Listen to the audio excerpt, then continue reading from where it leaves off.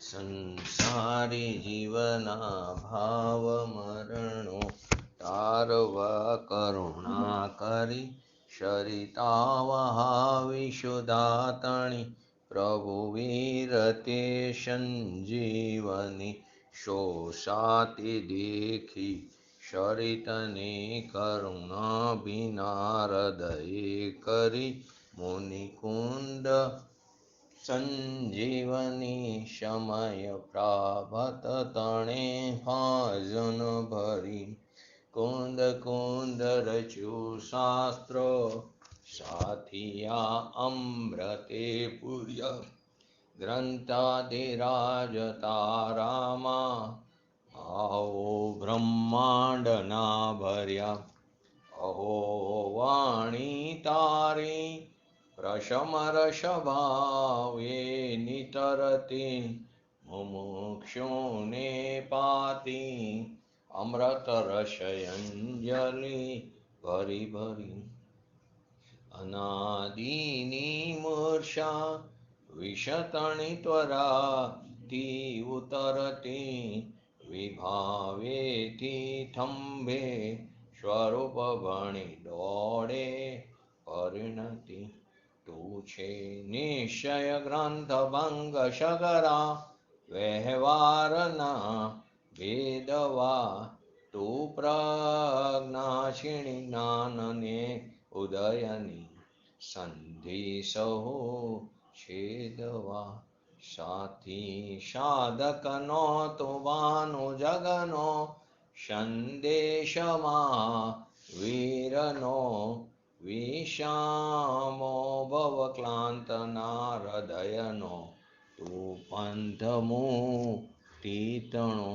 શોણિતને રસનિબંધ શિથિલ થાય જાણીતને હૃદય જ્ઞાની તણા જણાય તો રોચતા જગતની રુચિયારસે સૌ દુરિઝતા શકલ જ્ઞાયક દેવરીજે બનાવું પત્ર કુંદનના રત્નોના અક્ષરો લખી તથાપિ કુંદ સૂત્રોના અંકાએ મૂલ્યના કદી તથાપિ કાનવાણીના અંકાએ મૂલ્યના કદી નમો રેંકણં નમો સિદ્ધાણં નમો અયરણં નમો ભોજણં નમો લોહીશોષણં ચત્તારી મંગલમ અરિહંતા મંગલમ સિદ્ધા મંગલમ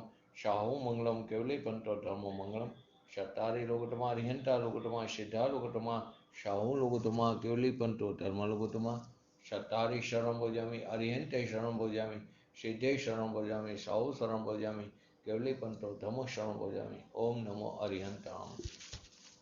સમયસાર 20 નંબરનો શ્લોક આપણે ચાલે છે તો 20 નંબરના શ્લોકમાં શું હતું? ત્રૈરૂપતાને પ્રાપ્ત પણ જેના તજે એકત્વને મુજ શુદ્ધ નિર્મળ આત્મજ્યોતિ પામી છે જે ઉદયને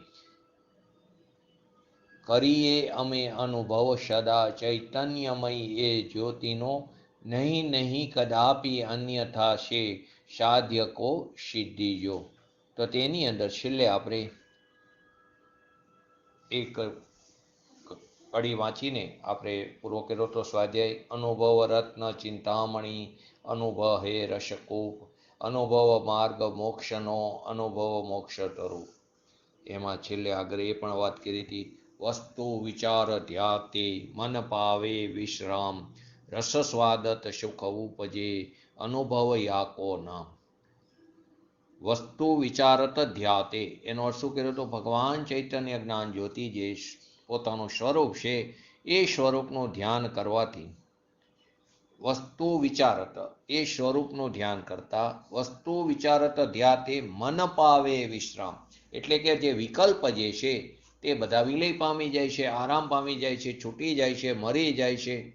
એટલે કે મન મરી જાય છે, મનના વિકલ્પો આરામ પામે છે, મનના વિકલ્પ છૂટી જાય છે. પછી રસ સ્વાદત સુખ ઉપજે મરી જાય પછી ઉપજે શું? તો કે રસ સ્વાદત સુખ ઉપજે, આત્માના આનંદનો રસ આવે છે. ક્યાંથી ચાલુ કર્યું? પોતાના સ્વરૂપનું ધ્યાન કરવાથી, વસ્તુ વિચારત ધ્યાવતે મન પાવે વિશ્રામ, બધા પ્રકારના વિકલ્પો છૂટી જાય છે, નિર્વિકલ્પ દશાની પ્રાપ્તિ થાય છે. એનો અર્થ શું થયો? કે રસ સ્વાદત સુખ ઉપજે, એટલે કે આત્માના આનંદનો રસનો સ્વાદ આવે છે. અનુભવ યાકો નામ, એ અનુભવ મોક્ષનો માર્ગ છે. એ જે અનુભૂતિ થાય છે તે મોક્ષનો માર્ગ છે, તે ધર્મની દશા છે, બાકી કોઈ રસ્તો છે નહીં. આની અંદર વ્યય, ઉત્પાદ અને ધ્રુવ ત્રણેય લઈ લીધા. વસ્તુ જે છે ત્રિકારી ધ્રુવ, એનો વિચાર કરતા, એનું ધ્યાન કરતા વસ્તુ વિચાર ધ્યાવતે, તો એ શું આવ્યું? વસ્તુ ત્રિકારી ધ્રુવ. મન વિશ્રામ પામે છે, વિકલ્પ નાશ પામે છે, તે વ્યય આવ્યો. અને આત્માના આનંદનો રસ ઉત્પન્ન થાય છે, તે ઉત્પાદ આવ્યો. ઉત્પાદ, વ્યય અને ધ્રુવ ત્રણેય આવી ગયું. ફરી વાર શું વાત થઈ? વસ્તુ ત્રિકારી ધ્રુવ, તો એનો વિચાર કરતા, એ વિચાર ધ્યાવતા મન વિશ્રામ, વિકલ્પ નાશ પામે છે, તો એક ધ્રુવ આવ્યું. વિકલ્પ નાશ પામે, વ્યય થયો, અને ફળ સ્વરૂપે શું થયું? આત્માના આનંદનો રસ ઉત્પન્ન થાય છે, એટલે કે તે ઉત્પાદ થયો. બસ એનું નામ અનુભવ. તો અનુભવ માર્ગ મોક્ષનો, એ મોક્ષનો માર્ગ છે. અનુભવ મોક્ષ સ્વરૂપ, એ અનુભવ મોક્ષ સ્વરૂપ, એ સિવાય કોઈ બીજો રસ્તો નથી. પહેલા વ્યવહાર કરતા કરતા નિશ્ચયની પ્રાપ્તિ થાય? તો કે નહીં થાય. ત્રણ કાર્ય નહીં થાય. જો કોના જેવી દશા થઈ કે ઝેર ખાતા ખાતા અમૃતનો ઓડકાર આવે? બધા જે શાસ્ત્રની અંદર બધા એક્ઝામ્પલ આપ્યા છે કે કોઈ ઝેરનું સેવન કરે તો એને અમૃતનો ઓડકાર થોડો આવે. એમ વ્યવહાર કરે તો એનાથી થોડી નિશ્ચયની પ્રાપ્તિ થાય. શુભ ભાવ કરતા કરતા થોડી શુદ્ધની પ્રાપ્તિ થાય. જેવી રીતે લસણ ખાતા ખાતા કસ્તુરીનો ઓડકાર થોડો આવે? લસણનું સેવન કરે ને કસ્તુરીનો ઓડકાર આવે? નહીં આવે. એમ વ્યવહાર કરતા કરતા નિશ્ચયની પ્રાપ્તિ નથી થતો. વ્યવહારની તે ગંધ છે, એટલે કે રાગની, એટલે કે લસણની ગંધ છે, એમાં તને કસ્તુરીનો ઓડકાર ક્યાંથી આવશે? એના અનુભવ વિના, પોતાના જે વસ્તુ સ્વરૂપ, પોતાનો જે ત્રિકારી ધ્રુવ ભગવાન આત્મા છે, એના અનુભવ વિના અન્ય રીતે એની મુક્તિની પ્રાપ્તિ થતી નથી, એની સિદ્ધિ થતી નથી, સાધ્ય આત્માની સિદ્ધિ થતી નથી. તો કે તે આત્મજ્યોતિ કેવી છે? કે જેણે કોઈ પણ ત્રણ પ્રકારે અંગીકાર કર્યું છે. ત્રણપણું, સમ્યક દર્શન, સમ્યક જ્ઞાન અને સમ્યક ચારિત્ર. એ ત્રણપણું અંગીકારે, ત્રણપણું ક્યાં અંગીકાર કર્યું? તો કે પર્યાયમાં અંગીકાર કર્યું છે. તો પણ જે એકપણાથી ચ્યુત થઈ નથી. તો પહેલા શ્લોકની અંદર શું આવ્યું હતું? કે ત્રૈરૂપ્યાને પ્રાપ્ત પણ જે ના તજે એકત્વને.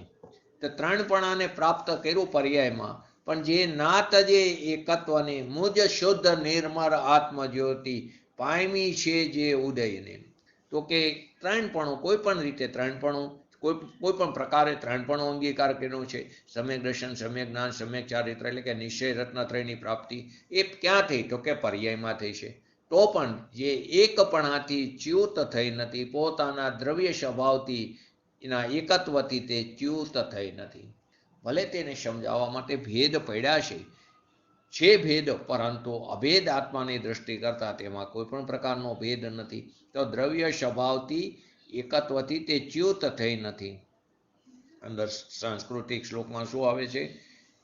કથમ અપી સમુપાત ત્રિત્વમ અપી એકતાયા. પહેલી લીટી છે, કથમ અપી સમુપાત ત્રિત્વમ અપી એકતાયા. અને અચ્છમ ઉદગચ્છત, જે નિર્મળપણે ઉદય પામી રહી છે. આત્મજ્યોતિ નિર્મળપણે ઉદય પામી રહી છે. દ્રવ્ય સ્વભાવથી તે એકપણાથી ચ્યુત નથી થઈ. ભલે તે ત્રણપણું અંગીકાર કર્યું પર્યાયમાં, પરંતુ તે દ્રવ્ય સ્વભાવથી, એકત્વથી ચ્યુત નથી થઈ, અને તે નિર્મળપણે ઉદય પામી રહી છે. આત્મજ્યોતિ નિર્મળતા, એટલે કે ઉદય પામી રહી, નિર્મળતાથી નિર્મળતા પામી રહી છે. નિર્મળતાથી નિર્મળતા પ્રાપ્તિ, નિર્મળતા ઉદય પામી રહી છે. એટલે કે શુદ્ધ સ્વભાવનો આશ્રય કરતા શુદ્ધ દશા પ્રગટ થાય છે. તો કે નિર્મળતાથી નિર્મળતા પામી રહી છે. એની અંદર એમ ન કીધું શ્લોકની અંદર કે રાગ પામે છે, વ્યવહાર પામે છે, એમ વાત ન કરી. કે એનાથી નિર્મળતાની પ્રાપ્તિ થાય, એમ ન કીધું. નિર્મળતાથી ઉદયને પામી રહેશે. નિર્મળતાથી કે જે વસ્તુ સ્વરૂપ છે તે નિર્મળ છે, તે શુદ્ધ છે, એના આશ્રયથી તે ઉદયને પામી રહી છે. ચૈતન્ય જ્યોતિ, આત્મજ્યોતિ, એ ચૈતન્ય જ્યોતિની દ્રષ્ટિ જ્ઞાન અને અનુભવ કરતા નિર્મળતા પ્રાપ્ત થાય છે. એ ચૈતન્ય જ્યોતિની દ્રષ્ટિ, પોતાના સ્વભાવની દ્રષ્ટિ, એનું જ્ઞાન, એનો અનુભવ કરતા, તો કે એને જાણતા, એની અંદર સ્થિર થતા, એની અંદર લીન થતા, ઓળખીને જાણીને પ્રતીતિ કરીને એની અંદર ઠરતા નિર્મળતા પ્રાપ્ત થાય છે. અને આ નિર્મળતા પ્રાપ્ત કરતા કરતા કેવળ જ્ઞાનની પ્રાપ્તિ થાય છે. એમ સ્વભાવનો આશ્રય કરતા કરતા શુદ્ધિની પૂર્ણતા થઈ જાય છે. એટલે નિર્મળતાથી મુક્તિની પ્રાપ્તિ થાય છે. બીજા કોઈ રસ્તો નથી કે વ્યવહાર કરતા કરતા કે ઘાતી કર્મનો નાશ કરતા કેવળ જ્ઞાનની પ્રાપ્તિ થાય, એમ નથી. નિર્મળતાથી મુક્તિની પ્રાપ્તિ થાય છે, કેવળ જ્ઞાનની પ્રાપ્તિ થાય છે. રાગ દ્વેષ આદિથી તેની મુક્તિ થતી નથી. દ્રવ્ય કર્મના નાશથી તેની મુક્તિની પ્રાપ્તિ થતી નથી. ભાવાર્થની અંદર કહે છે આચાર્ય, જેને કોઈ પ્રકારે, જેને એટલે કે આત્માને કોઈ પ્રકારે એટલે કે પર્યાય દ્રષ્ટિથી, કોઈ પ્રકાર એટલે પર્યાય દ્રષ્ટિથી ત્રણપણું પ્રાપ્ત છે.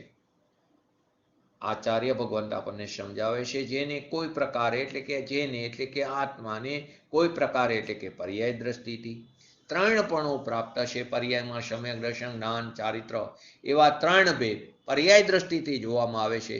તો પણ શુદ્ધ દ્રવ્ય દ્રષ્ટિથી એકપણાથી તે રહિત થઈ નથી. તે એક સ્વરૂપે ચિદાનંદ છે. તેનાથી તે ક્યારે પણ ભ્રષ્ટ થયો નથી. તે તેનાથી એકપણાથી ક્યારે પણ તે ચ્યુત થયો નથી, એનાથી રહિત નથી થયો. એ સમયે પ્રશ્ન પણ થયો હતો કે દ્રવ્ય તો અશુદ્ધ છે. પ્રવચન સારની અંદર એક અપેક્ષા આવે છે, અપેક્ષા જુદી છે. તો અહીં એમ કે છે કે દ્રવ્ય તો અશુદ્ધ છે. તો દ્રવ્ય અશુદ્ધ ક્યાંથી આવ્યું? દ્રવ્ય તો ત્રિકાળ શુદ્ધ છે. એની પર્યાયમાં અશુદ્ધતા છે. સંસાર દશામાં પર્યાયમાં અલ્પજ્ઞતા છે, પર્યાયમાં પામરતા છે. દ્રવ્ય તો શુદ્ધ છે, ત્રિકાર છે. શુદ્ધ દ્રવ્ય દ્રષ્ટિથી જુઓ તો તે ત્રણેયકાર શુદ્ધ છે. પણ પર્યાય અશુદ્ધ છે તો દ્રવ્ય પણ અશુદ્ધ છે. તો કે તત્વને મરોડી મરોડીને લોકોએ અર્થનો અનર્થ કરી નાખ્યો છે. પૂજ્ય ગુરુદેવશ્રી એ બતાવે છે કે ત્રિકારી દ્રવ્ય શુદ્ધ છે તો ને પર્યાય અશુદ્ધ છે. તો કે ના, પર્યાય અશુદ્ધ તો દ્રવ્ય પણ અશુદ્ધ કે છે ને. અશુદ્ધ નિશ્ચય નહીંના કથનમાં આવે, અશુદ્ધ નિશ્ચય નહીંના કથનમાં આવે કે જીવ કેવો છે? રાગી છે. તો જીવ રાગી નથી. એ એની પર્યાયમાં જે રાગ દ્વેષ છે તેનું જ્ઞાન કરાવવા માટે કથન આવે છે. તો કે એનો અર્થનો અનર્થ કરે, પર્યાય અશુદ્ધ તે તો દ્રવ્ય પણ અશુદ્ધ થઈ જાય છે. તો કે પોતાનો જે શુદ્ધ સ્વભાવ છે તે તો કાયમ એકરૂપ ત્રિકાર ભગવાન આત્મા એવો ને એવો, નિગોદ દશા હોય કે સિદ્ધ દશા હોય, એવો ને એવો બિરાજમાન છે. તો કે આપણી પર્યાયમાં જે રહેલી અશુદ્ધતા છે તે અશુદ્ધતાનો નાશ કરીને એની અંદર શુદ્ધતા પ્રગટ કરવી, પોતાના દ્રવ્ય સ્વભાવના આશ્રય, એનું નામ મોક્ષ. પોતાની પર્યાયમાં રહેલી અશુદ્ધતા કે જેને સંસાર કહે છે. ખરેખર વાસ્તવમાં સંસાર શું છે કે પર્યાય, અશુદ્ધ પર્યાય જે છે, આત્માની અશુદ્ધ પર્યાય તેનું નામ સંસાર, અને આત્માની શુદ્ધ પર્યાય તેનું નામ મોક્ષ. બાકી ક્ષેત્ર અપેક્ષાએ કઈ લોકના અગ્રભાગે તનુ વાતવલયમાં અનંત સિદ્ધ ભગવાન બિરાજમાન છે. વાસ્તવમાં તો નિશ્ચયથી તો પોતાના સ્વચતુષ્યમાં બિરાજમાન છે, પરંતુ ક્ષેત્ર અપેક્ષાએ કે લોકના અગ્રભાગે તનુ વાતવલયમાં બિરાજમાન છે. તો કેવી રીતે? તો કે એની જે પર્યાયમાં અશુદ્ધતા હતી સંસાર દશામાં, તો પોતાના સ્વભાવના આશ્રયે એનો નાશ કરીને, એ અલ્પજ્ઞતાનું જ્ઞાન કરીને, એનો નાશ કરીને શુદ્ધતા પ્રગટ કરી. એ શુદ્ધતા પ્રગટ કરવી તેનું નામ મોક્ષ કીધું. એટલે કે આત્માની શુદ્ધ પર્યાય, પૂર્ણ શુદ્ધ પર્યાય, તેનું નામ મુક્ત દશા કે મોક્ષ. તો વસ્તુ તો કેવી છે? ત્રિકારી શુદ્ધ ચૈતન્ય સ્વરૂપ છે.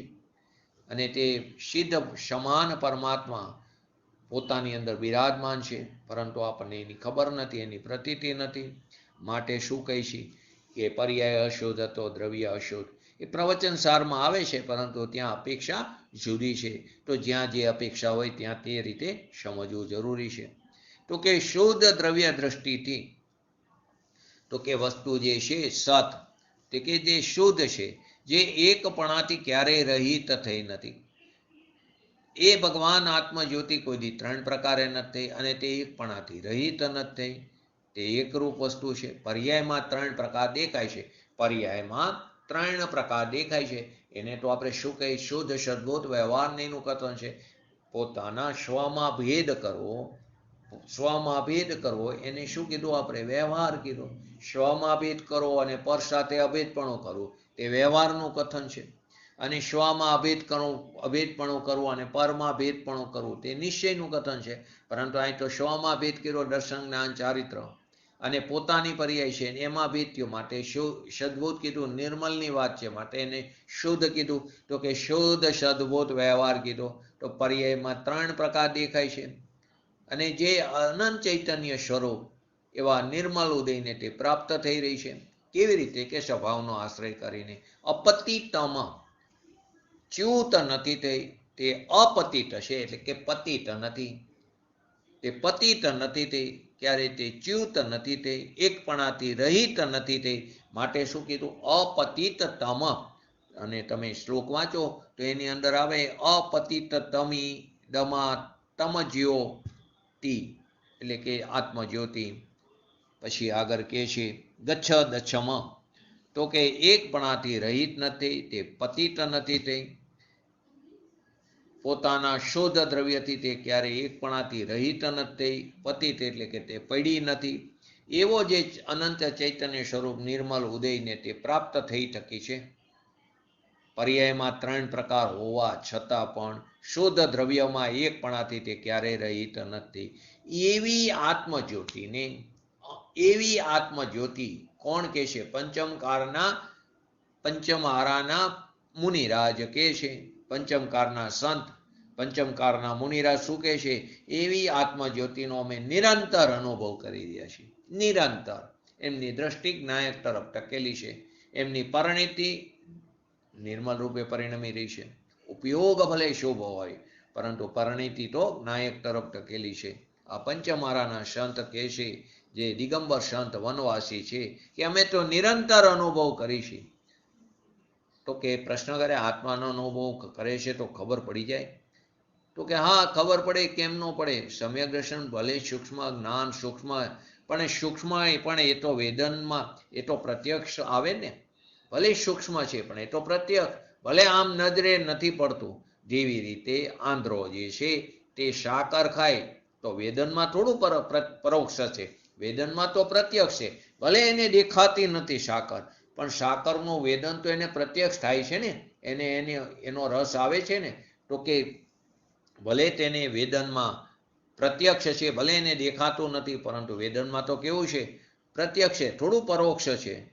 આંધ્રો સાકર ખાય તો એને દેખી નથી શકતો, પણ સાકરને ખાય છે, વેદનમાં તો પ્રત્યક્ષ છે ને. તો આ વેદનમાં પ્રત્યક્ષ છે. એમ આનંદનો અનુભવ ભલે એ અસંખ્ય પ્રદેશે નજરે ન ચડે, આપણા અસંખ્ય પ્રદેશે આનંદનો ભોગવટો સાદી અનંતકાળ સુધી અવ્યાબાદ સુખનો ભોગવટો કરી છે. એ ભલે અસંખ્ય પ્રદેશે નજરે ન પડે, પણ એ આનંદનો અનુભવ છે, શાંતિનો અનુભવ છે. જે વેદન છે તે વેદન તો પ્રત્યક્ષ છે, અને જે અનુભવ છે તે જ આત્મા છે. જે અનુભૂતિ છે તે જ આત્મા છે, બીજી કોઈ ચીજ આત્મા નથી. જે અનુભૂતિ થઈ રહી, જે વેદન થઈ રહ્યું છે તે જ આત્મા છે, તે તો પ્રત્યક્ષ છે. એમ કહેવાથી એવો આશય પણ જાણો કે જે સમ્યક દ્રષ્ટિ પુરુષ એને પણ કહે છે કે જેવો અમે અનુભવ કરીશી તેવો તું અનુભવ કરે. સમ્યક દ્રષ્ટિ પુરુષ જે છે એને પણ ભલામણ કરે છે, પંચમહારાના મુનિરાજ, જેવો અમે અનુભવ કરીએ છીએ તેવો અનુભવ કરે. અનુભવથી જ મુક્તિ છે, એનાથી સિદ્ધિ પ્રાપ્ત, સાધ્યની સિદ્ધિ થાય છે. એ સિવાય મુક્તિ કોઈ પણ પ્રકારે થતી નથી. સમ્યક દ્રષ્ટિને પણ કહે છે કે તું તારા અનુભવ મારે. એને તો અનુભવ થઈ ગયો છે, તો એને શું કહે છે? જેવો અમે અનુભવ કરીશી તેવો અનુભવ કર. અમે ત્રણ કશાય ચોકડીની અભાવરૂપ વિતરાગતાની પ્રાપ્તિ કરી છે, તો તું પણ એવો અનુભવ કર. તું તારા અનુભવમાં રહે, તું તારો અનુભવને કર, એની અંદર ઠર, એનાથી મુક્તિની પ્રાપ્તિ થશે. તું તારા અનુભવમાં રહે, એની અંદર લીન થા, એની અંદર એકાગ્ર થા, તો તને એનાથી મુક્તિની પ્રાપ્તિ થશે. આવો આત્મા કેવો છે? આનંદ ઘન સ્વરૂપ છે. એનું પહેલાં ભાન કરો, ભાન કરીને પ્રતીત કરો. પહેલાં જે સ્વરૂપ છે ભગવાન આત્માનું એને જાણો, એનું ભાન કરો, ભાન કરીને પ્રતીત કરો. ત્યારબાદ અંદર રમણતાની વાત આવે, ત્યારબાદ ચારિત્રની વાત આવે છે. જાણીને ઓળખીને પ્રતીત કરો. જેવી રીતે આપણે રાજાની વાત કરી હતી, રાજાને જાણે છે બાહ્ય ચિહ્નોથી, અને જાણીને પછી શું કરે છે? એને ઓળખીને એની પ્રતીતિ કરે ને પછી એનું અનુસરણ કરે છે. તેવી રીતે ભગવાન આત્મા તે પણ એક જીવ રાજા છે. તો પહેલાં એનું ભાન કરો, ભાન કરીને પ્રતીત કરો, અને ત્યારબાદ સ્વરૂપની અંદર રમણતા કરો, એની અંદર ઠરી જાઓ. એ જ મુક્તિનો માર્ગ છે. આ સિવાય કોઈ બીજો રસ્તો નથી. કોઈ તર્ક કરે છે, કોઈ શું તર્ક કરે છે? ટીકાની અંદર આત્મા તો જ્ઞાન સાથે તાદાત્મ્ય સ્વરૂપ છે. જયંતિભાઈ આ લખેલું, સરસ લખેલું છે. આત્મા તો જ્ઞાન સાથે શું છે? તાદાત્મ્ય સ્વરૂપ છે. અમરચંદ્ર આચાર્યની ટીકામાં લખ્યું છે, નનુ જ્ઞાન તાદાત્મ્યાત્મા જ્ઞાન નિત્યયુમાસ્ત્યત. શું કીધું? નનુ જ્ઞાન તાદાત્મ્યા જ્ઞાન નિત્ય મુયાસ્તત એવમ. એટલે કે કોઈ તર્ક કરે છે કે આત્મા તો જ્ઞાન સાથે તાદાત્મ્ય સ્વરૂપ છે, તે એક સ્વરૂપ જ છે. આત્મા અને જ્ઞાન તે એક જ સ્વરૂપ છે. જાણન. જેવી રીતે અગ્નિ ઉષ્ણતા રૂપે છે, અગ્નિ ઉષ્ણતા તદરૂપે છે, જેમ સાકરમાં મીઠાશ તદરૂપે છે. આ બધી વાત જયંતિભાઈએ લખી છે સરસ રીતે. એમ આત્મામાં જ્ઞાન તો કેવું છે? તદરૂપ જ છે, જુદું નથી. ભગવાન આત્મા પોતાના જ્ઞાન સ્વભાવથી ક્યારેય જુદો પડતો નથી. જુદો પડે તો આત્મા નથી રહેતો, તે જડ બની જાય છે. જો તે જ્ઞાન સ્વભાવથી જુદો પડે તો તે અચેતન બની જાય છે. તો જુદો પડે તો તે આત્મા નથી રહેતો. તો શિષ્યનો પ્રશ્ન શું છે કે તેથી જ્ઞાનને તો તે નિત્ય સેવે જ છે, તો તમે એની ઉપાસના કરવાની વાત કેમ વારંવાર બતાવો છો? આ શરીર, વાણી, મન આદિ શું છે? માટી છે, ધૂળ છે. કર્મ પણ ધૂળ કીધા પૂજ્ય ગુરુદેવશ્રીએ.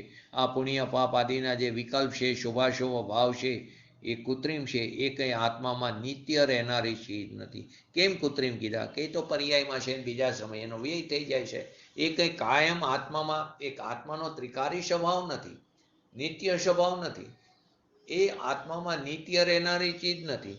આત્મામાં નિત્ય રહેનારી ચીજ તો જ્ઞાન છે.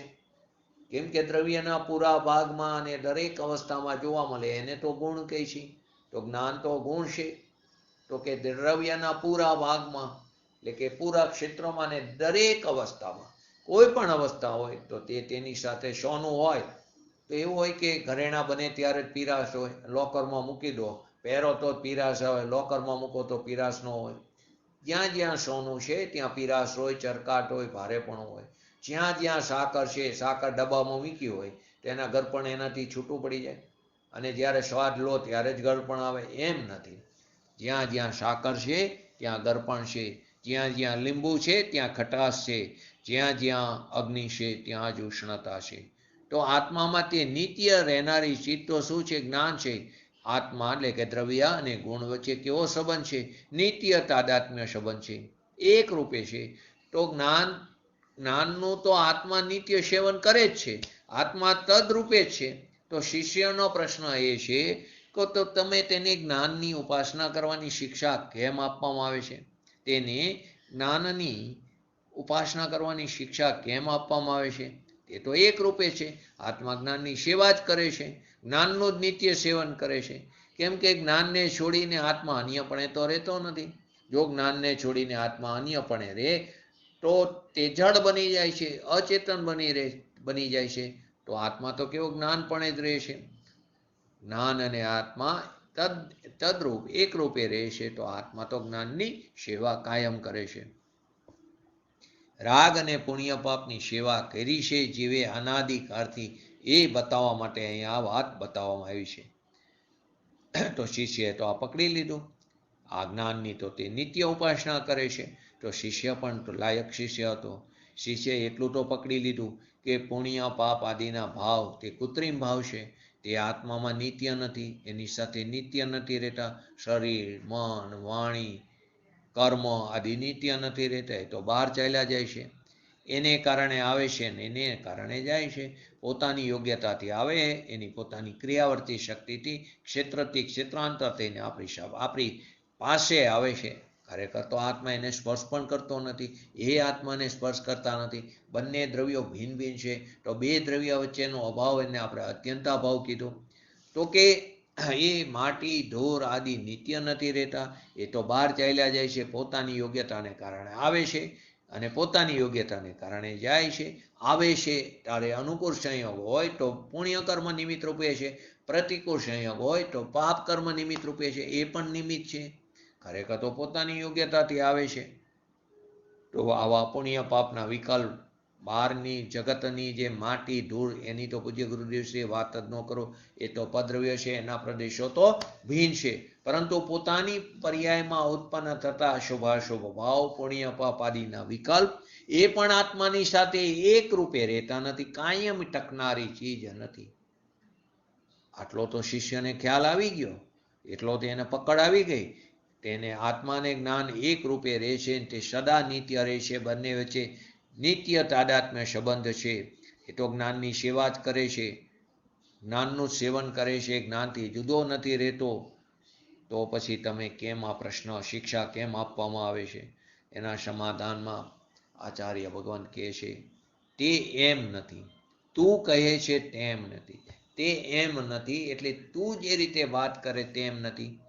આત્મા અને જ્ઞાન નિત્ય તાદાત્મ્ય રૂપે તો છે, એક સ્વરૂપે તે, તો પણ તે એક ક્ષણ માત્ર પણ તે જ્ઞાનને સેવું નથી. એક ક્ષણ માત્ર પણ તે જ્ઞાનને તે સેવું નથી. જ્ઞાનની સેવું એટલે જ્ઞાનની એકાગ્રતા તે ક્ષણ માત્ર પણ તે પણ કેરી નથી. જ્ઞાનની એકાગ્રતા તે ક્ષણ માત્ર પણ કેરી નથી. તે તો અનાદિકાળથી રાગની સેવા કરી, અનંતકાળથી.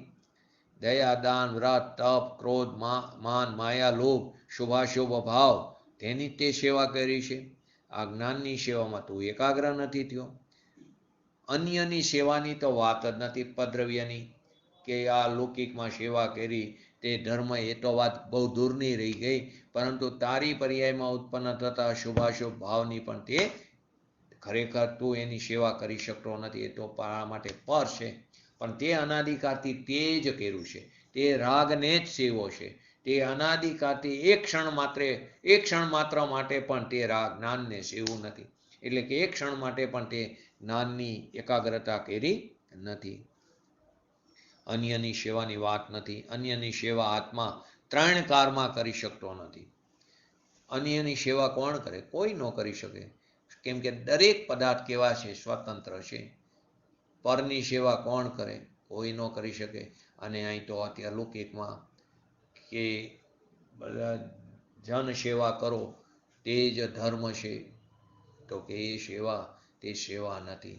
એવી રીતે પૂજ્ય ગુરુદેવશ્રીના સમયમાં નહેરુ આવ્યા હતા, ગાંધીજી આવ્યા હતા, તો ત્યારે એમના પ્રવચનમાં તો કે દેશની સેવા કોણ કરી શકે? એ તો પદ્રવ્ય છે, દરેક પદાર્થ સ્વતંત્ર છે, કોણ કોની સેવા કરે? અહીં તો એમ કહે છે કે જ્ઞાન અને આત્મા એક રૂપે હોવા છતાં તેને જ્ઞાનની અંતરની એકાગ્રતા એક ક્ષણ માત્ર, એક સમય માટે પણ કરી નથી. એકાગ્રતા કરવી, એનું ધ્યાન ધરવું, એનું નામ સેવા કીધી. દ્રવ્ય ગુણ તો ત્રિકાર છે, પરંતુ પર્યાયમાં અનાદિથી જ્ઞાનની સેવા કરવાના બદલે, એટલે કે જ્ઞાનની એકાગ્રતા કરવાને બદલે રાગની એકાગ્રતા કરી, એટલે રાગમાં તન્મય પણ કર્યું, એટલે કે રાગનું લક્ષ્ય કર્યું છે. વ્યવહાર, વિકલ્પ, દયા, દાન, વ્રત, તપ, ભક્તિ, જાત્રા, એ બધાનો વિકલ્પ ઉઠો, બસ એની સેવા કરી. અને આપણે મૂંઢતામાં મૂંઢ બનીને આપણે એમ માનીશું કે અમે તો આત્માની સેવા કરી, અમે તો ધર્મ કર્યો છે. શરીરની સેવા ને પરની સેવાની તો વાત જ નથી. શરીરની સેવા કરો, પરની સેવા કરો, એ વાત તો છે જ નહીં. એનો અર્થ એવો નથી ઘરમાં વડીલોની સેવા ન કરવી. વડીલોની સેવા કરવી એ કર્તવ્ય છે, પરંતુ તે ધર્મ નથી, તે શુભ ભાવ પણ નથી ખરેખર. કેમ કે તે તો પદ્રવ્ય છે, તું એની સેવા જ નથી કરી શકતો. અહીં તો કહે છે ભગવાન આત્મા અને જ્ઞાન એક રૂપે હોવા છતાં જ્ઞાનની એકાગ્રતા એક ક્ષણ માત્રે પણ અનંતકાળમાં આપણે કરી નથી. જ્ઞાન અને આત્મા તાદાત્મ્ય હોવા છતાં, બંને વચ્ચે નિત્ય તાદાત્મ્ય સંબંધ હોવા છતાં, બંને વચ્ચે અવિનાભાવી સંબંધ હોવા છતાં જ્ઞાનની એકાગ્રતા અનંતકાળમાં એને કરી નથી. જ્ઞાનની એકાગ્રતા થવી એનું નામ દર્શન, જ્ઞાન અને ચારિત્ર. સમ્યક દર્શન, સમ્યક જ્ઞાન અને ચારિત્ર. એટલે આવા ચિદાનંદ પ્રભુની એકાગ્રતા થવી એનું નામ નિશ્ચય રત્નત્રય કીધું. અને રાગ, દયા, દાન, વિકલ્પમાં એકાગ્રતા તેનું નામ અચારિત્ર કીધું. શુભાશુભ ભાવમાં એકાગ્રતા તેનું નામ અચારિત્ર. અને તેને ધર્મ માનો તે વિપરીતતા, એટલે એનું નામ મિથ્યાત્વ, એનું નામ અજ્ઞાન કીધું, એનું નામ અચારિત્ર કીધું. દયા, દાન, વિકલ્પમાં એકાગ્રતા કરવી તેનું નામ અચારિત્ર, તેનું નામ મિથ્યાત્વ. એમાં ધર્મ માનવો તે મિથ્યાત્વ, તે અચારિત્ર, તેને અજ્ઞાન કહેવામાં આવ્યું. કેમ કે તેને એક ક્ષણ માત્ર પણ જ્ઞાનને સેવો નથી, માટે આ શિક્ષાનો ઉપદેશ દેવામાં આવે છે. માટે પૂજ્ય ગુરુદેવશ્રી પણ વારંવાર કહેતા, તું તારા આત્માની દરકાર કર, એની કાળજી કર. પોતાના જ્ઞાનની એકાગ્રતા કર્યા વગર એને મુક્તિની પ્રાપ્તિ નહીં થાય. જો પોતાના જ્ઞાનની સેવા, એની એકાગ્રતા કરે તો મુક્તિ થયા વિના નહીં રહે. આ આપણો 20 નંબરનો શ્લોક પૂરો થાય છે. હવે 19 નંબરની ગાથા. 19 નંબરની ગાથાની અંદર શું વાત આવે છે, પહેલા આપણે ગાથા વાંચીએ. તો અહીં પ્રશ્ન એ પણ થાય છે, જો આમ છે તો આત્મા ક્યાં લગી અપ્રતિબદ્ધ રહેશે? આત્મા ક્યાં લગી અપ્રતિબદ્ધ રહેશે? આત્મા ક્યાં સુધી અજ્ઞાની રહેશે? પ્રશ્ન શું છે? પ્રશ્ન એ છે કે જો આમ નામ જ છે તો આત્મા ક્યાં સુધી અપ્રતિબદ્ધ રહેશે? અનાદિકાળથી આપણે અપ્રતિબદ્ધ છીએ, અનાદિકાળથી આપણે અજ્ઞાન દશામાં જીવી રહ્યા છીએ, તો ક્યાં સુધી આ રહેશે? એ પ્રશ્ન ઉપસ્થિત થયો. તો એના ઉત્તર સ્વરૂપ આ 19 નંબરની ગાથા છે. શું છે? નો કર્મ કર્મે, નો કર્મ કર્મે, નો કર્મ, પછી કર્મ એટલે દ્રવ્ય કર્મ, એની અંદર ભાવ કર્મ પણ આવી ગયો. નો કર્મ કર્મે હુંમાં વરી કર્મ ને નો કર્મ છે. ફરીવાર શું કીધું? નો કર્મ કર્મે હુંમાં વરી કર્મ ને નો કર્મ છે. બે જુદું પડ્યું. પેલા નો કર્મ ને કર્મે હું, એને હું, એમાં મારા પણ. પછી કે હું માં વરી કર્મ ને નો કર્મ છે. એ બુદ્ધિ જ્યાં લગી જીવની, અજ્ઞાની ત્યાં લગી તે રહે. ફરી વાર આખી ગાથામાં જ આખો એની અંદર સારાંશ આવી ગયો. નો કર્મ કર્મે હું, એની અંદર હું પણ કર્યું, એની અંદર એકત્વ કર્યું. અહીં બે વાત આવશે. જે 4 વસ્તુ છે ને, એકત્વ, મમત્વ, કર્તૃત્વ અને ભોક્તૃત્વ. તો કર્તૃત્વ અને ભોક્તૃત્વ તે કર્તા કર્મ અધિકારમાં જાય છે. એની વાત ત્યાં વિશેષ આવશે. અહીં પણ લાગુ પડે, પરંતુ ત્યાં એનું વિશેષ વાત કરશે. અહીં એકત્વ અને મમત્વની વાત છે. તો કે નો કર્મ ને કર્મમાં હું પણ, એટલે કે ત્યાં એકત્વ કર્યું, મમત્વ કર્યું. વરી કર્મ ને વરી હું, વરી કર્મ ને નો કર્મ. હું કર્મ નો કર્મમાં છું. પેલા કર્મ નો કર્મ એ હું, અને પાછું હું માં વરી કર્મ ને નો, મારી અંદર કર્મ ને નો કર્મ છે. એ બુદ્ધિ જ્યાં સુધી છે જીવની, ત્યાં સુધી તે અજ્ઞાની રહેશે.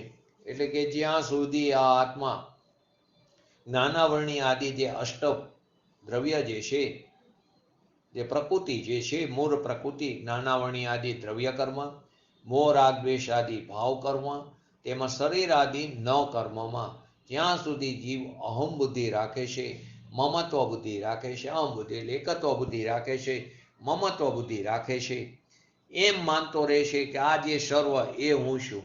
આ દ્રવ્ય કર્મ, ભાવ કર્મ, નો કર્મ તે હું છું, અને મારામાં આ સર્વ કર્મ, નો કર્મ આદિ છે. ત્યાં સુધી જીવ અપ્રતિબદ્ધ જ રહેશે. ત્યાં સુધી જીવ અજ્ઞાની રહેશે. એનું તાત્પર્ય શું થયું? કર્મ, નો કર્મમાં અહમ બુદ્ધિ તેમજ મમત્વ બુદ્ધિ હોવી એ જ અજ્ઞાન છે. ફરીવાર શું કીધું? કે જ્યાં સુધી આ આત્મા જ્ઞાનાવરણીય આદિ દ્રવ્ય કર્મો, મોહ રાગ દ્વેષ આદિ ભાવ કર્મ, શરીર આદિ નો કર્મ, તો કે એની અંદર અહમ બુદ્ધિ રાખે છે. દ્રવ્ય કર્મ આવ્યું, ભાવ કર્મ આવ્યું, નો કર્મ આવ્યું, એની અંદર અહમ બુદ્ધિ રાખે છે, એકત્વ બુદ્ધિ રાખે છે, મમત્વ બુદ્ધિ રાખે છે, અને એમ માનતો રહેશે કે આ જે સર્વ, આ દ્રવ્ય કર્મ, ભાવ કર્મ, નો કર્મ એ હું છું, અને મારામાં આ સર્વ કર્મ નો કર્મ છે, ત્યાં સુધી જીવ અપ્રતિબદ્ધ રહેશે, અજ્ઞાની રહેશે. માટે એનો તાત્પર્ય શું થયું? કર્મ નો કર્મમાં અહમ બુદ્ધિ તેમજ મમત્વ બુદ્ધિ હોવી એ જ અજ્ઞાન છે, એ જ અપ્રતિબદ્ધપણું છે. અહમ બુદ્ધિને એકત્વ બુદ્ધિ કીધું આપણે. એવી જ રીતે મમત્વ બુદ્ધિને સ્વામિત્વ બુદ્ધિ પણ કહે છે. જેવી રીતે આપણે અહમ બુદ્ધિ એટલે એકત્વ બુદ્ધિ, તેવી જ રીતે મમત્વ બુદ્ધિને સ્વામિત્વ બુદ્ધિ પણ કહેવાય છે. પર પદાર્થો, મારા સિવાયના બધા પદાર્થો મારા માટે કેવા છે? પર છે. એ પર પદાર્થો અને તેમના નિમિત્તે થવાવાળા વિકારી ભાવ. એક તો પર પદાર્થો અને તેમના નિમિત્તે થવાવાળા વિકારી ભાવોમાં અહમ બુદ્ધિ, મમત્વ બુદ્ધિ, કર્તૃત્વ બુદ્ધિ અને ભોક્તૃત્વ બુદ્ધિ એ જ અજ્ઞાન છે, એ જ અપ્રતિબુદ્ધતા છે. ફરીવાર, પર પદાર્થો, એની અંદર બધી વસ્તુ આવી ગઈ, એની અંદર સાચા દેવગુરુ શાસ્ત્ર પણ આવી ગયા, એની અંદર ભગવાન પણ આવી ગયા, અરિહંત ભગવાન પણ આવી ગયા. તો કે એ બધા પર પદાર્થો, સ્ત્રી, કુટુંબ, પરિવાર, એ બધું તો બરાબર, પણ આપણે તો એનાથી પણ ઉત્કૃષ્ટ વાત લીધી. એ તો પાપ કર્મનો એમાં એ પાપનો ઉદય છે, પરંતુ જે પુણ્ય જેના નિમિત્તે શુભ કશાયની મંદતા હોય, શુભ ભાવ એને થાય ને એના ફળ સ્વરૂપે પુણ્યનો બંધ પડે ને એના ફળ સ્વરૂપે અનુકૂળ સંયોગો મળે, એવા જે પરદ્રવ્યો છે એ પર પદાર્થો અને તેના નિમિત્તે થવાવાળા વિકારી ભાવ, રાગ એ વિકારી ભાવમાં જાય છે. પુણ્યનો બંધ થયો, રાગ થયો, પાપનો બંધ થયો તે દ્વેષ થયો. તેના નિમિત્તે થવાવાળા વિકારી ભાવોમાં અહમ બુદ્ધિ, એકત્વ બુદ્ધિ, મમત્વ બુદ્ધિ એટલે સ્વામિત્વ બુદ્ધિ, કર્તૃત્વ બુદ્ધિ અને ભોક્તૃત્વ બુદ્ધિ તે જ અજ્ઞાન છે, અને તે જ અપ્રતિબુદ્ધતા કહેવામાં આવી. પ્રશ્ન હતો ને કે જીવ ક્યાં સુધી આમ અપ્રતિબદ્ધ રહેશે, ક્યાં સુધી અજ્ઞાની રહેશે? તો કે આ જ હું છું, આ જ આ દ્રવ્ય કર્મ, ભાવ કર્મ, નો કર્મ એ જ હું છું, એવી જે માન્યતા છે એવી માન્યતાનું નામ અહમ બુદ્ધિ છે. આ જ હું છું, આ જ મારું સ્વરૂપ છે, એવી માન્યતાનું નામ જ અહમ બુદ્ધિ છે. એનું નામ જ એકત્વ બુદ્ધિ છે. અને આ મારા છે અને હું તેમનો છું. આ મારા છે અને હું તેમનો છું, એવી માન્યતાનું નામ મમત્વ બુદ્ધિ છે. આપણે બે વસ્તુ લીધી, એકત્વ અને મમત્વ. ફરીવાર, આ જ હું છું એવી માન્યતાનું નામ અહમ બુદ્ધિ. જો ગાથા વાંચો પેલા, નો કર્મે કર્મે હું, નો કર્મે કર્મે હું માં વરી કર્મ ને નો કર્મ. એટલે શું થયું? આ જ હું છું, એટલે કે નો કર્મ કર્મે હું, આ જ હું છું એવી માન્યતાનું નામ અહમ બુદ્ધિ. એટલે પેલું અહમ બુદ્ધિ નું આવ્યું, પછી હું માં વરી કર્મ ને નો કર્મ, એ મમત્વ બુદ્ધિ થઈ. તો કે આ મારા છે અને હું તેમનો છું, એવી માન્યતાનું નામ મમત્વ બુદ્ધિ છે, સ્વામિત્વ બુદ્ધિ છે. તેવી જ રીતે હું તેમનો કરતા છું અને તેઓ મારા કરતા છે, હું તેમનો કરતા છું ને તેઓ મારા કરતા છે, એવી માન્યતાનું નામ કર્તૃત્વ બુદ્ધિ. હું તેમનો ભોગતા છું ને તેઓ મારા ભોગતા છે, હું તેમનો ભોગતા છું ને તેઓ મારા ભોગતા છે, એવી બુદ્ધિનું નામ ભોક્તૃત્વ બુદ્ધિ. ચારે વસ્તુ, એકત્વ બુદ્ધિ, મમત્વ બુદ્ધિ, કર્તૃત્વ બુદ્ધિ અને ભોક્તૃત્વ બુદ્ધિ. આગળ લીધું ને આપણે, શું લીધું? પર પદાર્થો અને તેના નિમિત્તે થવાવાળા વિકારી ભાવોમાં અહમ બુદ્ધિ, મમત્વ બુદ્ધિ એટલે અહમ એટલે એકત્વ બુદ્ધિ, મમત્વ બુદ્ધિ, કર્તૃત્વ બુદ્ધિ અને ભોક્તૃત્વ બુદ્ધિ એ જ અજ્ઞાન છે, એ જ શું છે? અપ્રતિબદ્ધતા. આમાં કર્તૃત્વ બુદ્ધિ અને ભોક્તૃત્વ બુદ્ધિનો નિષેધ તો ક્યાં ગયો? કર્તા કર્મ અધિકારમાં કરવામાં આવશે.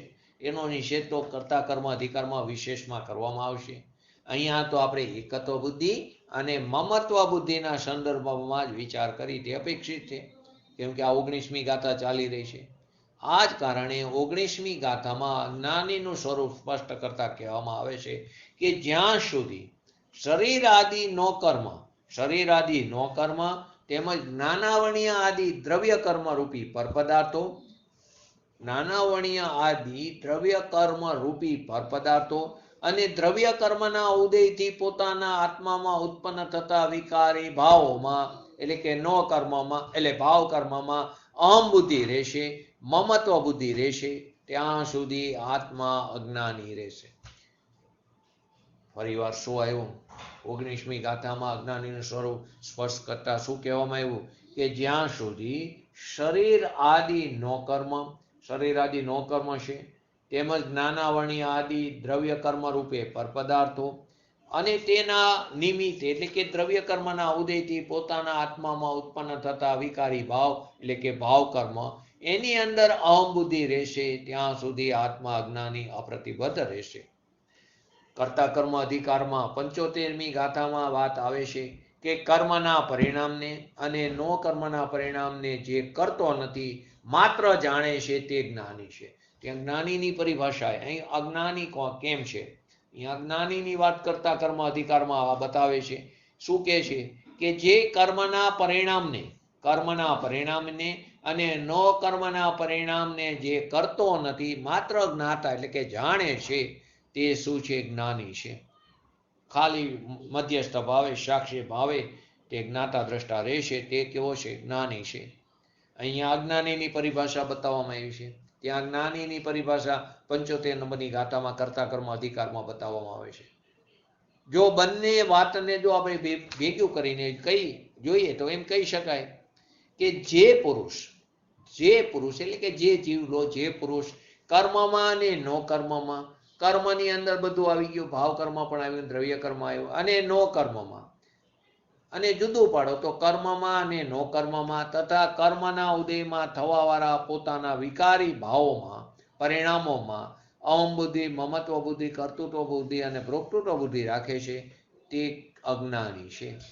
અને જે પુરુષ તેમાં અહમ બુદ્ધિ, મમત્વ બુદ્ધિ, કર્તૃત્વ બુદ્ધિ અને ભોક્તૃત્વ બુદ્ધિ રાખતો નથી, માત્ર તેને જાણે છે, તે જ્ઞાની છે. આ બંનેને ભેગું કરો તો આ વસ્તુ બને. જે પુરુષ કર્મમાં અને નો કર્મમાં અને કર્મના ઉદયમાં ઉત્પન્ન થવા પોતાના આત્માના વિકારી ભાવો, એની અંદર પરિણામોમાં અહમ બુદ્ધિ, મમત્વ બુદ્ધિ, કર્તૃત્વ બુદ્ધિ અને ભોક્તૃત્વ બુદ્ધિ રાખે છે, તે અજ્ઞાની એટલે કે તે અપ્રતિબદ્ધ છે. અને જે પુરુષ તેની અંદર આ અહમ બુદ્ધિ, કર્તૃત્વ બુદ્ધિ, મમત્વ બુદ્ધિ, ભોક્તૃત્વ બુદ્ધિ રાખતો નથી, તે જ્ઞાની છે. 19મી ગાથાની અંદર આચાર્ય અમૃતચંદ્ર દ્વારા લિખિત આત્મખ્યાતિની ટીકા, એના ઉપર વિચાર કરી પહેલા જયચંદજી ચાબડાનો ભાવાર્થ જાણવો પણ ખૂબ જ જરૂરી છે. તેની અંદર બતાવ્યો છે ભાવાર્થ કે જેમ સ્પર્શ આદિ પૂતગલનો, સ્પર્શ આદિ એટલે કે પૂતગલના ગુણો, સ્પર્શ એટલે એના વિશેષ ગુણો, સ્પર્શ, રસ, ગંધ, વર્ણ આદિ, તો એમાં શું કીધું? સ્પર્શ આદિ એટલે એની અંદર બાકીનું બધું સમજી લેવું. સ્પર્શ, રસ, ગંધ, વર્ણ આદિ. તો જેમ સ્પર્શ આદિમાં પૂતગલનો અને પૂતગલમાં સ્પર્શ આદિનો અનુભવ થાય છે, જેવી રીતે સ્પર્શ આદિમાં પૂતગલનો અને પૂતગલમાં સ્પર્શ આદિનો અનુભવ થાય છે, અર્થાત બંને એકરૂપ અનુભવમાં આવે છે, તેવી જ રીતે જ્યાં સુધી આત્મા કર્મ અને નો કર્મમાં આત્માની અને આત્મામાં કર્મ નો કર્મની ભ્રાંતિ રાખે છે, ભ્રાંતિ કરે છે, અર્થાત બંનેને એક રૂપે ભાસે છે, ત્યાં સુધી તો તે અપ્રતિબદ્ધ છે.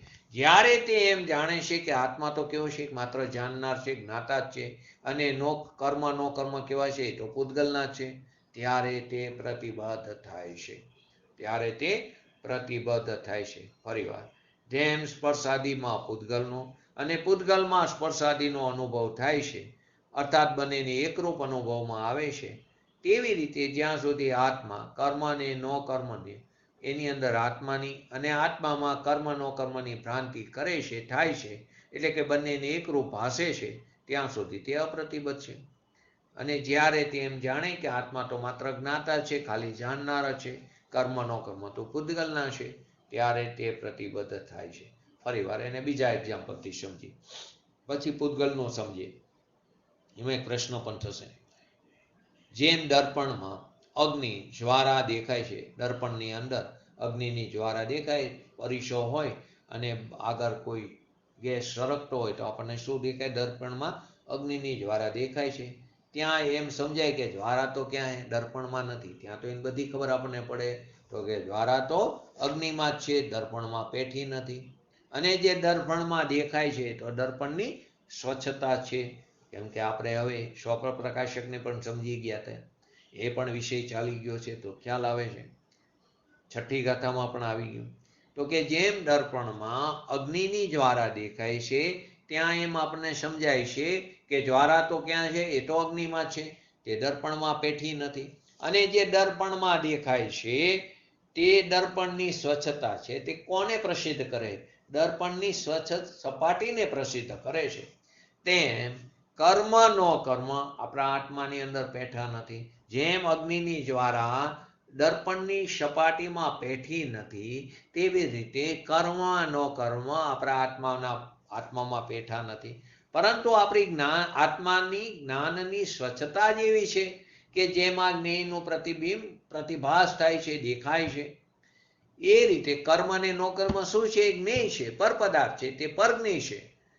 તેથી તે જ્ઞાનની સ્વતંત્ર સપાટી ઉપર તે પ્રતિભાસિત થાય છે. એવો ભેદ જ્ઞાન રૂપ અનુભવ આત્માને કાં તો સ્વયંમેવ થાય, નિસર્ગ થાય, અથવા તો ઉપદેશથી થાય, અધિગમત થાય, ત્યારે તે પ્રતિબદ્ધ થાય છે. આખી ગાથાનો સારાંશ આમાં આવી જાય છે. શું કીધું? જેમ દર્પણમાં અગ્નિની જ્વારા દેખાય છે, ત્યારે તો આપણે સમજીએ કે જ્વારા તો અગ્નિમાં જ છે, જ્વારા જ્વારામાં છે, તે દર્પણમાં પેઠી નથી. અને જે દર્પણમાં દેખાય તે દર્પણની સપાટીની સ્વચ્છતાને પ્રસિદ્ધ કરે છે. એમ કર્મ નો કર્મ આપણા આત્માની અંદર પેઠા નથી. આત્મા કર્મ નો કર્મમાં પેઠતો નથી. આત્માના જ્ઞાનની જેવી સ્વચ્છતા છે કે જેમાં જ્ઞેયનું પ્રતિબિંબ દેખાય તો કર્મ નો કર્મ તો પરજ્ઞેય છે, તો તે ત્યાં પ્રતિભાસ રૂપે દેખાય છે. એવો ભેદ જ્ઞાન રૂપ અનુભવ આત્માને કાં તો સ્વયંમેવ થાય, એટલે કે નિસર્ગ થાય, અથવા તો એની ઉપદેશથી થાય, ત્યારે તે પ્રતિબદ્ધ થાય છે. હવે આ ભાવાર્થમાં બે વાત બતાવી, સ્પષ્ટ કરી. શું બે વાત સ્પષ્ટ કરી ભાવાર્થમાં? પહેલું, જેમ પૂતગલ દ્રવ્ય અને તેના સ્પર્શાદી ગુણો આપણને એક જ લાગે છે, કારણ કે આપણને પૂતગલમાં સ્પર્શાદીનો અને સ્પર્શાદીમાં પૂતગલનો અનુભવ થાય છે. જેમ પૂતગલ દ્રવ્ય, અહીંયા એવું ન સમજતા દ્રવ્ય અને ગુણ બંને વચ્ચે અહીં અત્યારે અપેક્ષા નથી. અહીં તો એક સમજાવવા માટે પૂતગલ દ્રવ્ય અને તેનો સ્પર્શાદી ગુણ આપણને એક જ લાગે છે, કારણ કે આપણને પૂતગલમાં સ્પર્શાદીનો અને સ્પર્શાદીમાં પૂતગલનો અનુભવ થાય છે. તેમ કર્મ નો કર્મ અને આત્મામાં આપણને એકત્વની ભ્રાંતિ થાય છે. કર્મ નો કર્મમાં એટલે જ બોલી છે અંતરાય કર્મને કારણે આમ થાય છે. કર્મ આપણને રખડાવે છે, કર્મને આપણે રાજા બનાવી દીધો. તો કે કર્મ નો કર્મ અને આત્મામાં આપણને એકત્વની ભ્રાંતિ થાય છે. તે બંને એક જ લાગે છે. જ્યાં સુધી આ ભ્રાંતિ રહેશે ત્યાં સુધી આત્મા અપ્રતિબદ્ધ રહેશે, ત્યાં સુધી આત્મા અજ્ઞાની રહેશે. પરંતુ જ્યારે આત્મા એ જાણી લે કે આત્મા અને કર્મ નો કર્મ તે ભિન્ન સ્વરૂપે છે, જ્યારે તે જાણી લે કે આત્મા અને કર્મ નો કર્મ આદિ જે છે તે ભિન્ન ભિન્ન છે, કારણ કે આત્મા શું છે? તે તો જ્ઞાતા છે, તે ચૈતન્ય દ્રવ્ય છે. અને કર્મ નો કર્મ શું છે? તે પૂતગલ છે, તે જળ છે, તે અચેતન છે. ત્યારે આત્મા પ્રતિબદ્ધ થઈ જાય છે, ત્યારે જીવ પ્રતિબદ્ધ થઈ જાય છે, ત્યારે તે જ્ઞાની થઈ જાય છે. આમ કર્મ નો કર્મમાં એકત્વ બુદ્ધિ તે અપ્રતિબુદ્ધતા છે. કર્મ નો કર્મમાં એકત્વ બુદ્ધિ તે અપ્રતિબદ્ધતા છે, તે અજ્ઞાન છે. અને ભગવાન આત્માને એનાથી ભિન્ન જાણવો, ભગવાન આત્માને તેનાથી ભિન્ન છે તેને ભિન્ન જાણવો, તે પ્રતિબદ્ધતા છે. તેનું નામ જ્ઞાની કહેવામાં આવ્યું. બીજું, જેમ દર્પણમાં જે દ્વારા દેખાય છે તે અગ્નિની નથી, તે કોની છે? દર્પણમાં જે દ્વારા દેખાય તે અગ્નિની નહીં, પરંતુ દર્પણની જ સ્વચ્છતા છે. દર્પણમાં જે જ્વારા દેખાય તે અગ્નિની નહીં, પરંતુ દર્પણની સ્વચ્છતાને પ્રસિદ્ધ કરે છે. કેમ કે અગ્નિની જ્વારા તો દર્પણમાં પેઠી જ નથી, તે તો અગ્નિમાં જ છે. તેમ કર્મ નો કર્મ તો શું છે? પરજ્ઞેય છે, તે જ્ઞેય છે, જણાવાય યોગ્ય પદાર્થ છે. તો તેમનું પ્રતિબિંબ જે આત્મામાં પ્રતિભાસે છે, તેમનું પ્રતિબિંબ તે આત્મામાં પ્રતિભાસે છે, તે આત્માના જ્ઞાનની જ સ્વચ્છતા છે. જેવી રીતે જે અગ્નિની જ્વારા દર્પણમાં દેખાય છે તે દર્પણની સ્વચ્છતા છે, તે અગ્નિની નથી, કેમ કે અગ્નિની જ્વારા તો દર્પણમાં પેઠી જ નથી. તો અહીં પણ જે કર્મ ન કર્મ એ તો જ્ઞેય છે, એમનું પ્રતિબિંબ જે આત્મામાં પ્રતિભાસ થાય છે તે તો આત્માના જ્ઞાનની સ્વચ્છતા છે. કેમ કે કર્મ ને ન કર્મ તો આત્મામાં પેઠા જ નથી, એ તો ક્યાં છે? એ તો એના સ્વયંમાં જ છે. આ પ્રકારનો ભેદ જ્ઞાન રૂપ અનુભવ જ્યારે આત્માને થાય છે ત્યારે આત્મા પ્રતિબદ્ધ એટલે કે જ્ઞાની થાય છે. આ જ વાતને આત્મખ્યાતિ ટીકામાં બતાવી છે, સ્પષ્ટ કરી છે. તો કેવી રીતે ત્યાં કરી છે? જેવી રીતે સ્પર્શ, રસ, ગંધ, વર્ણ આદિ ભાવોમાં તથા પહોળા, ઊંડા, અવગારો એટલે કે આકાર રૂપે પરિણમેલા, ઉદર આદિ આકાર રૂપે પરિણમેલા પૂદગલ સ્કંધોમાં, જે આકાર રૂપે પૂદગલ સ્કંધ પરિણમ્યા, ઊંડા, અવગાર રૂપે, પહોળા, એમાં એ પૂદગલ સ્કંધોમાં આ ઘટ છે એવી અનુભૂતિ થાય. આકાર જે છે એ ઘટ છે, એનો સ્પર્શ, રસ, ગંધ, વર્ણ છે એ ઘટ છે એવી અનુભૂતિ થાય. અને ઘટમાં આ સ્પર્શ, રસ, ગંધ, વર્ણ આદિ ભાવો તથા જે પહોળા, ઊંડા આદિ રૂપે જે પરિણમિત જે પૂદગલ સ્કંધો છે એવી વસ્તુના અભેદથી અનુભૂતિ થાય છે. તેવી રીતે મોહ, રાગ, દ્વેષ આદિ અંતરંગ રૂપે જે અંતરંગ પરિણામી રૂપે જે કર્મ અને શરીર આદિ જે નો કર્મ છે એ બધા પૂદગલના પરિણામ છે. અને તે આત્માનો શું કરે છે? તિરસ્કાર કરે છે, આત્માનો તે ઘાત કરનારા છે. તેમાં આ હું છું, તેમાં આ હું છું, જે કર્મ નો કર્મ થાય તેમાં હું છું. અને એમ અને આત્માની અંદર મોહ, રાગ આદિ અંતરંગ પરિણામ રૂપી કર્મ અને શરીર આદિ બાહ્ય વસ્તુ રૂપી નો કર્મ, આત્મા તિરસ્કારી જે પૂદગલ પરિણામો છે એ વસ્તુના અભેદથી જ્યાં સુધી અનુભૂતિ થાય છે ત્યાં સુધી આત્મા અપ્રતિબદ્ધ અને અજ્ઞાની છે. આત્મખ્યાતિ ટીકામાં અમૃતચંદ્ર આચાર્યજીએ આ વાતને બતાવી છે. ફરી વાર, જેવી રીતે સ્પર્શ, રસ, ગંધ, વર્ણ આદિ ભાવોમાં તથા પહોળા, ઊંડા, અવગાર રૂપે ઉદરા એટલે કે આકાર રૂપી જે થાય, આકાર રૂપે જે પૂદગલ સ્કંધ પરિણમે છે તેની અંદર આ ઘટ છે એવી અનુભૂતિ થાય છે. અથવા ઘટમાં જેમ આ કર્મ નો કર્મ એ હું છું, અથવા આત્મા કર્મ નો કર્મમાં છે, તેવી રીતે આ ઘટ છે અને ઘટ આદિમાં છે એવી જ્યારે વસ્તુના અભેદથી અનુભૂતિ થાય છે ત્યાં સુધી આત્મા અપ્રતિબદ્ધ અજ્ઞાની. તો એની પરથી સિદ્ધાંત લીધો. શું લીધો? કે મોહ, રાગ, દ્વેષ આદિ જે અંતરંગ પરિણામ રૂપી જે કર્મ છે એ અને શરીર આદિ બાહ્ય વસ્તુ રૂપી જે નો કર્મ છે એ બધા પૂદગલના પરિણામ છે, આત્માનો તિરસ્કાર કરનારા છે, એના ઘાત કરનારા છે. એમાં આ હું છું, જેમ આ ઘટ છે એમ, અને આત્મામાં એટલે કે ઘટમાં આ મોહ, રાગ, દ્વેષ આદિ અંતરંગ પરિણામ રૂપી કર્મ અને શરીર બાહ્ય વસ્તુ રૂપે નો કર્મ, જે આત્માના તિરસ્કારી જે પૂદગલ પરિણામ છે એ વસ્તુના અભેદથી જ્યાં સુધી અનુભૂતિ છે ત્યાં સુધી આત્મા પ્રતિબદ્ધ અજ્ઞાની છે. જેવી રીતે રૂપી દર્પણની સ્વચ્છતા જ, જેવી રીતે રૂપી દર્પણની સ્વચ્છતા જ સ્વપરના આકારને પ્રતિભાસ કરે છે. દર્પણની સ્વચ્છતા શું કરે છે? સ્વ અને પરના આકારને પ્રતિભાસ કરે છે. અને ઉષ્ણતા તથા જ્વારા અગ્નિની છે, તેવી જ રીતે ઉષ્ણતા અને જ્વારા કોની છે? અગ્નિની છે. અને દર્પણની સ્વચ્છતા સ્વપરના આકારને પ્રતિભાસ કરે છે. તેવી રીતે અરૂપી આત્માની, ઓલામાં રૂપી દર્પણ પૂદગલ છે ને, અને આ અરૂપી આત્માની તો પોતાને અને પરને જાણનાર જ્ઞાતૃતા છે, એ જ્ઞાતા સ્વભાવ છે, તે પોતે પોતાને પણ જાણે અને પર પણ એમાં જણાઈ જાય છે. તો પોતાને અને પરને જાણનાર જ્ઞાતૃતા છે જ. અને કર્મ અને નો કર્મ પૂદગલના છે, કર્મ અને નો કર્મ પૂદગલના છે. એવી રીતે પોતાથી અથવા પરના ઉપદેશથી જે કોઈથી પણ હો, જેનું મૂળ ભેદ વિજ્ઞાન છે, ગમે તે રીતે પોતાના સ્વયંમેથી નિસર્ગ રીતે અથવા પૂજ્ય ગુરુદેવશ્રી જેવા જ્ઞાની પુરુષોના ઉપદેશથી જે કોઈથી પણ હો, જેનું મૂળ શું છે, ભેદ વિજ્ઞાન છે, એવી અનુભૂતિ ઉત્પન્ન થશે, ત્યારે જ આત્મા પ્રતિભૂત થશે અને ત્યારે જ આત્મા જ્ઞાની થશે. આ જ વાતને પૂજ્ય ગુરુદેવશ્રીના શબ્દોમાં સમજી ખૂબ જ જરૂરી છે જાણવી. પણ પોતાનું જ્ઞાન થવું અને પર રાગનું જ્ઞાન થવું, પોતાનું જ્ઞાન થવું અને પરનું એટલે કે રાગનું જ્ઞાન થવું, એ તો પોતાના જ્ઞાનની પરિણીતિનો સ્વપર પ્રકાશક સ્વભાવ છે. જે આપણે આખી વાત સ્વપર પ્રકાશકમાં આવી ગઈ છે. સ્વપર પ્રકાશક શક્તિ હમારી તાતે વચન ભેદ બ્રહ્મ ભારી, બનારસી દાસજીના શ્લોક ઉપર પરલક્ષ્ય ભાવત એ શ્લોક પણ લીધો હતો.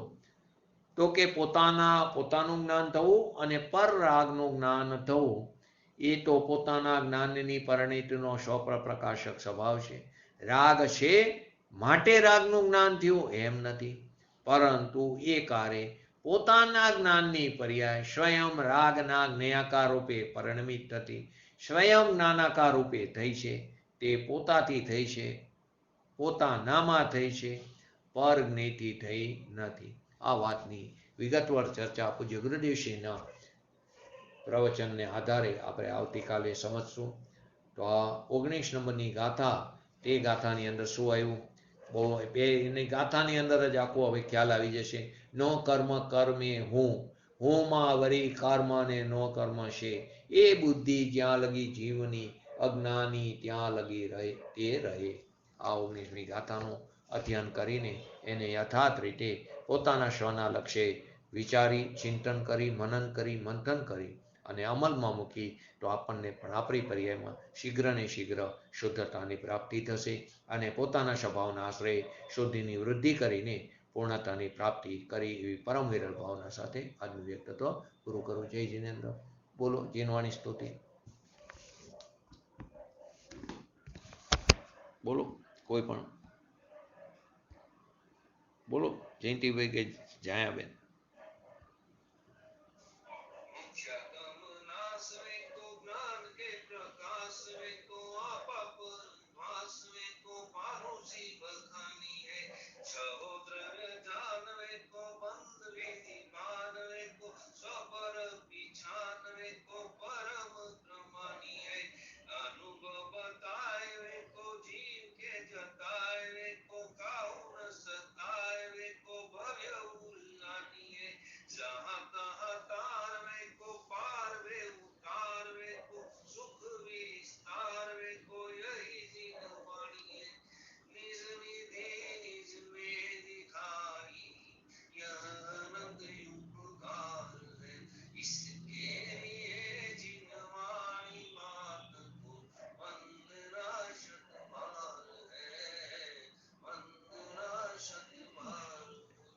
નમો રિંગટાણંગ નમો શ્રીટાણંગ નમો હૈરણમ નમો અવજાણમ નમો લઈશવ શ્રાવણમ ચત્તારી મંગલમ અરિયંતા મંગલમ સિદ્ધા મંગલમ શાહુ મંગલમ કેવલી પંતો ધર્મ મંગલમ ચત્તારી લોકોટમાં અરિયંતા લોકોટમાં સિદ્ધા લોકોટમાં શાહુ લોકોટમાં કેવલી પંતો ધર્મ લોકોટમાં ચત્તારી શરણ ભોજામી અરિયંતે શરણ ભોજામી સિદ્ધે શરણ ભોજામી શાહુ શરણ ભોજામી કેવલી પંતો ધર્મો શરણ ભોજામી.